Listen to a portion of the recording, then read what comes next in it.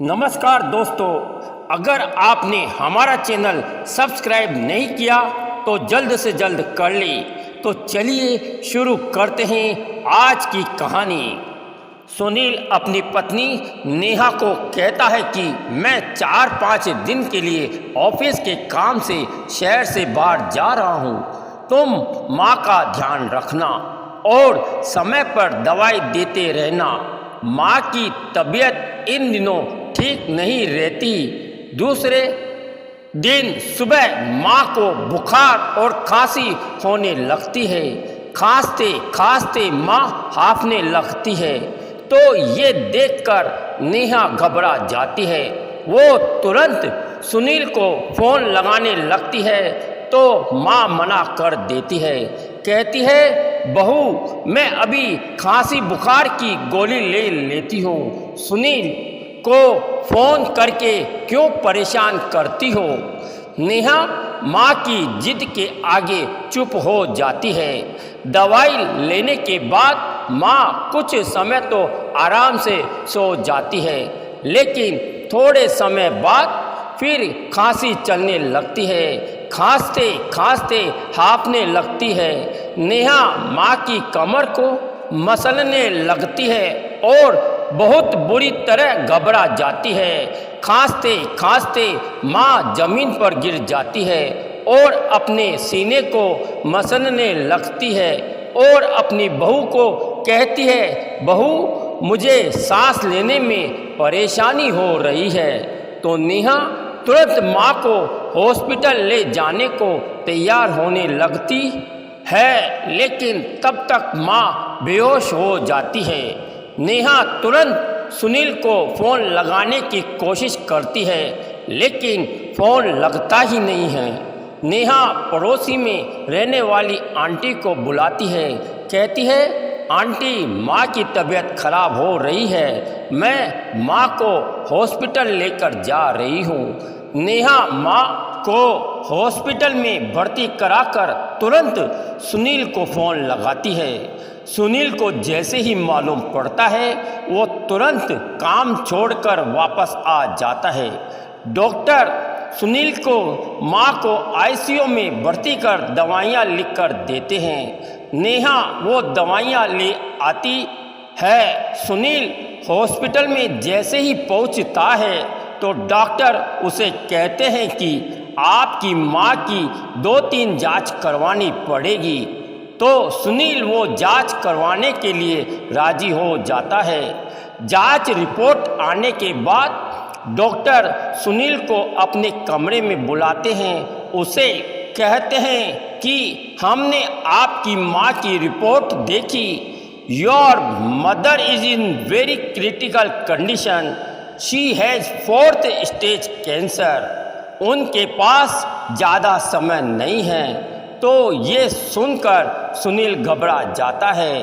वो डॉक्टर से कहता है, डॉक्टर साहब आप अच्छी तरह से देखिए, कहीं रिपोर्ट गलत तो नहीं है। तो डॉक्टर कहते हैं, हमने 2 बार रिपोर्ट पढ़ी है। सुनील डॉक्टर को कहता है, जितना पैसा लगे मैं लगाने को तैयार हूँ। तो डॉक्टर कहते हैं, हम अपनी तरफ से पूरी कोशिश करेंगे, आप रेगुलर ट्रीटमेंट लेते रहना।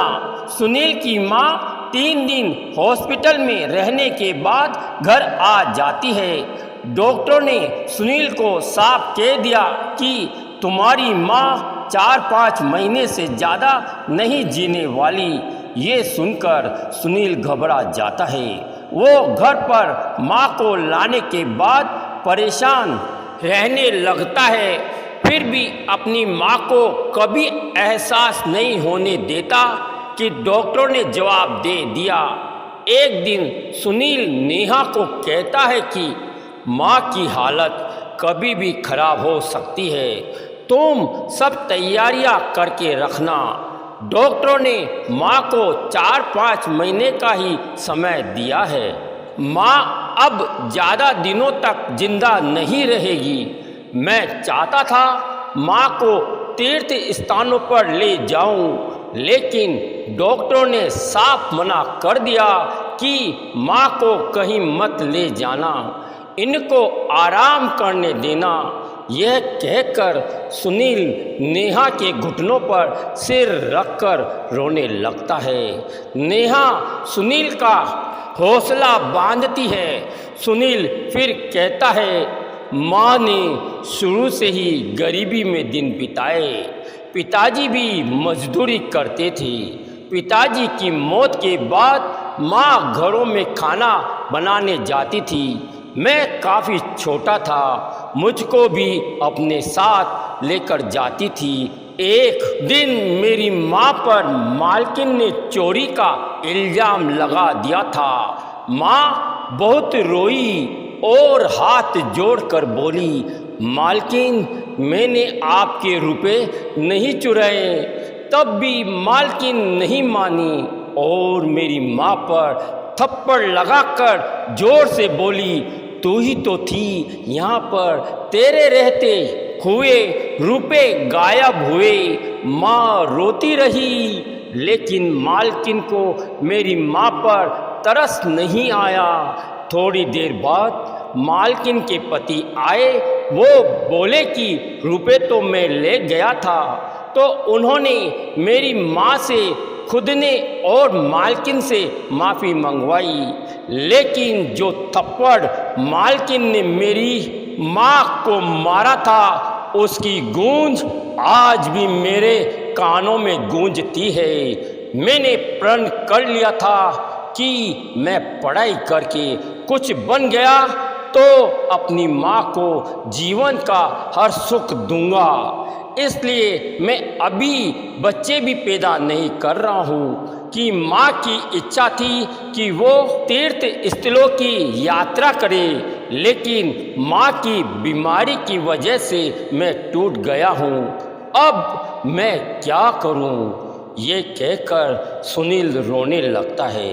सुनील अपनी माँ का इलाज रेगुलर कराता था, तब भी माँ की तबीयत ठीक नहीं हो रही थी। सुनील की माँ को अब अपने शरीर में इतना दर्द रहने लगा कि वो भगवान से मौत मांगती थी। ये देखकर सुनील को काफ़ी दुख होता था। एक दिन माँ की ज़्यादा तबीयत खराब होने पर हॉस्पिटल में भर्ती कराना पड़ता है। 2-3 दिन में माँ की तबीयत ठीक नहीं होने पर माँ सुनील को अपने पास बुलाती है और कहती है, बेटा ये फूल मंदिर में चढ़ा देना और भगवान से कहना कि मुझे उठा ले। अब दर्द सहा नहीं जाता बेटा। सुनील माँ से कहता है, माँ ये मत बोलो, तुम जल्दी ठीक हो जाओगी। माँ हंसती हुई कहती है, बेटा मुझे और बेवकूफ़ मत बना। मुझे 3 महीने पहले ही मालूम पड़ गया था, जब तू नेहा को कह रहा था कि माँ को डॉक्टरों ने जवाब दे दिया। सुनील माँ से कहता है, माँ तुम्हें मालूम पड़ गया था और मुझे बताया तक नहीं? मैं तो ये समझ रहा था कि तुम्हें मालूम नहीं। माँ कहती है, बेटा मैं माँ हूँ। जब तू पेट में था तो मैं समझ जाती थी कि तुझे भूख लगी है। मैं अपनी भूख मिटाने के लिए नहीं खाती थी, तेरी भूख मिटाने के लिए खाती थी। तेरी माँ हूँ, मैं तेरी हर हरकत से वाकिफ़ हूँ। मंदिर जा, देर मत कर, अब मेरे पास समय नहीं है। सुनील माँ की जिद पर मंदिर जाता है।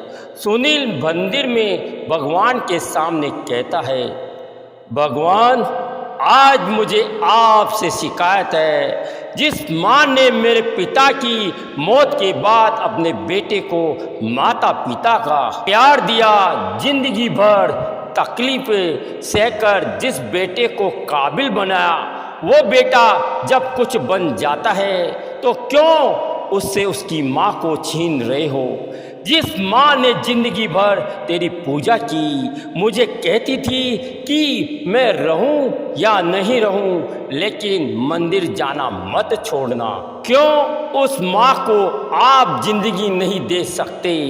जो माँ आपकी पूजा अर्चना के लिए खुद भूखी रही, लेकिन तेरी पूजा के लिए कभी कमी नहीं छोड़ी। आज जब उसका बेटा कुछ बन गया जो उसे जिंदगी का हर सुख देना चाहता है, तो उस माँ की जिंदगी क्यों छीनना चाहता है? मुझे आपसे शिकायत है, हे भगवान, मैं तुझसे यही मांगता हूँ, मेरी माँ की जिंदगी बख्श दे। भगवान, मुझे मेरी माँ से जुदा मत करो। रोते रोते सुनील मंदिर में माँ के दिए फूल चढ़ाकर निकल जाता है और उसी वक्त नेहा का मैसेज आ जाता है, माँ इज़ नो मोर। ये पढ़कर सुनील मंदिर की ओर देखकर बोलता है, हे भगवान, आखिर आपने मेरी माँ की प्रार्थना सुन ही ली।